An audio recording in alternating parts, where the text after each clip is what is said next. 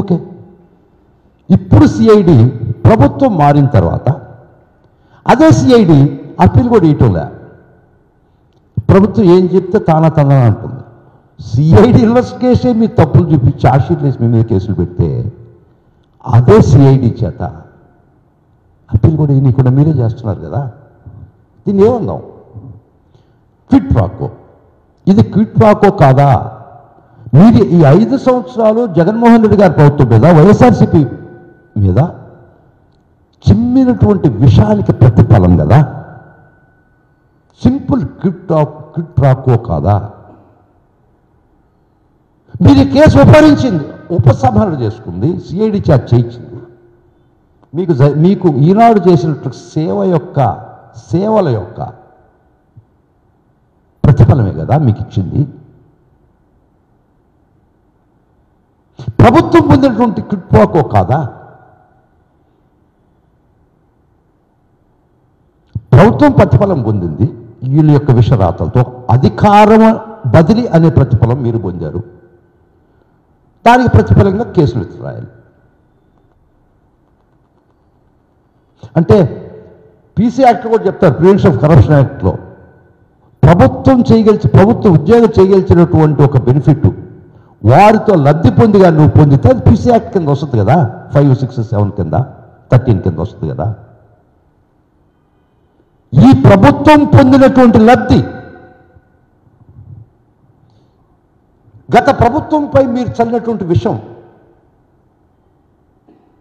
ఆ విష ప్రభావం ప్రజల్లో చొప్పించిన దానికి మీకు ఇచ్చిన ప్రతిఫలం. ప్రభుత్వం పొందింది అధికార బదిలీ. ఇక్కడ మ్యూచువల్గా క్విట్ ప్రాకోకు మీరు పాల్పడలేదా?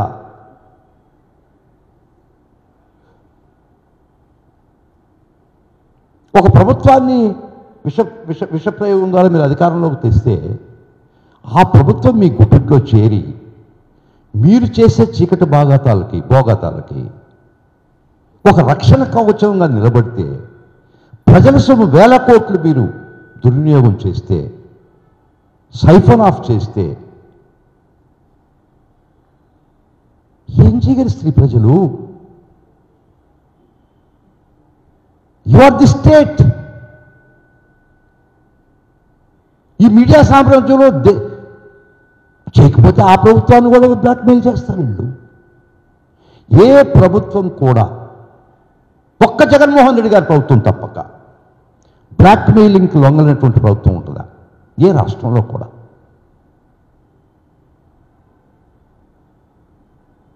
ఈ విధంగా ఎవరు మీ మీద గొంతెత్తినా, ఎవరు మీ మీద ఏలు చూపించినా మీరు ఒక ఆర్గనైజ్డ్ క్రైమ్ ప్రభుత్వం చేత చేయిస్తారు. తర్వాత మీ మీడియా వ్యవస్థ ద్వారా చేయిస్తారు.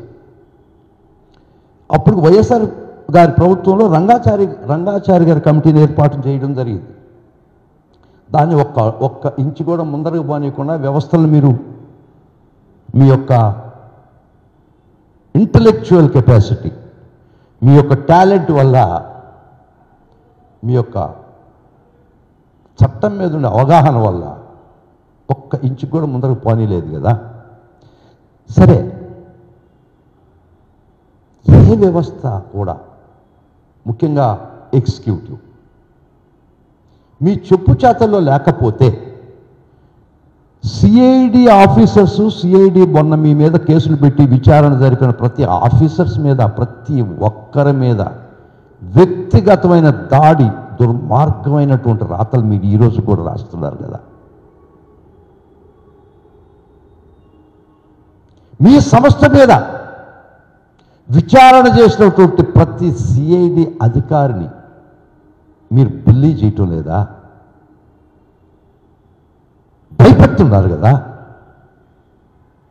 సెలవుల మీద వెళ్ళిపోయే పరిస్థితి తీసుకొచ్చేశారు కదా. పోస్టింగ్స్ ఉన్నటువంటి పరిస్థితి తీసుకొచ్చారు కదా. ఈ విధంగా ఒక ప్రభుత్వం hand in glow with media mafia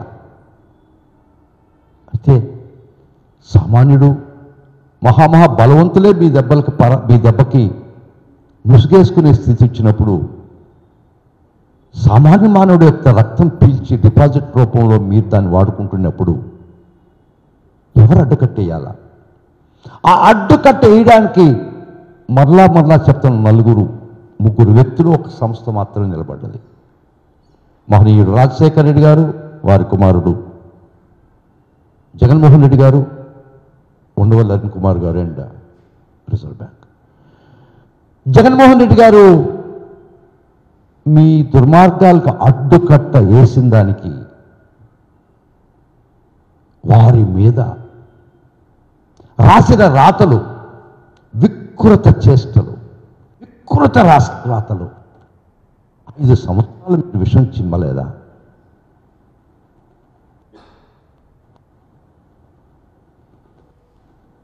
ఈ విధమైన పరిస్థితిలో మీ వ్యాపారాలకి, మీ చీకటి వ్యాపారాలకి, మీ చీకటి దందాలకి ప్రభుత్వం అండదండలు. ప్రభుత్వం విఫలమైనటువంటి దాన్ని మీరు కప్పిపెట్టి వారికిచ్చే సహాయ సహకారాలు పొందుతూ ఒక ఇటాలియన్ మాఫియా లాగా అది చాలా తక్కువ పోల్చుకుంటే వాళ్ళకి. అదే ఇండివిజువల్గా ఏదో కొంత ఒక రేంజ్లో ఉంటుంది. కానీ ఇంత విస్తృతమైనటువంటి మాఫియా సామ్రాజ్యం మామూలుగా చెప్తారు. ప్రస్థానం ఎక్కడ మొదలైంది? జేజే రెడ్డి దగ్గర మొదలైంది. సృష్టిలో ఒక ఉంటుంది, గొంగళి పురుగు సీతాకోకచులుగా తయారవుతుంది. తెలుసు కదండి.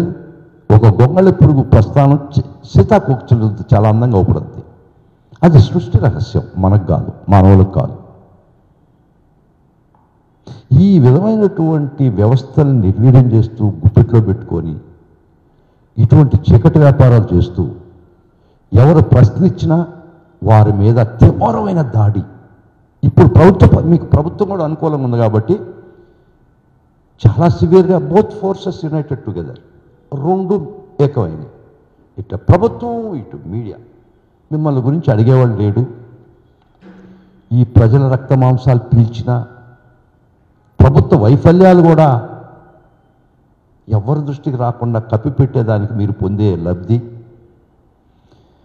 ఈ రాష్ట్రంలో ఒక రాక్షస పాలన జరుగుతున్నా దాని గురించి ప్రశ్నించేవాళ్ళు లేనటువంటి పరిస్థితిలో, as a person who is concerned with the system, as the General Secretary of the YSR Congress Party, I felt it's my duty. ప్రతి ఒక్కరూ భయపడి గొంతు పెగల్చకపోతే, ప్రతి ఒక్కరూ రాజ్యహింసకు భయపడిపోతే, ప్రతి ఒక్కరూ వీళ్ళు చేసే దురాగతాలకి బలైపోతే సమాజం ఒక రోజుకి ఏమీ మిగలదనేటువంటి పరిస్థితుల్లో నేను మీ ముందరకు వచ్చి చెప్పాల్సిన పరిస్థితులు ఉన్నాయి.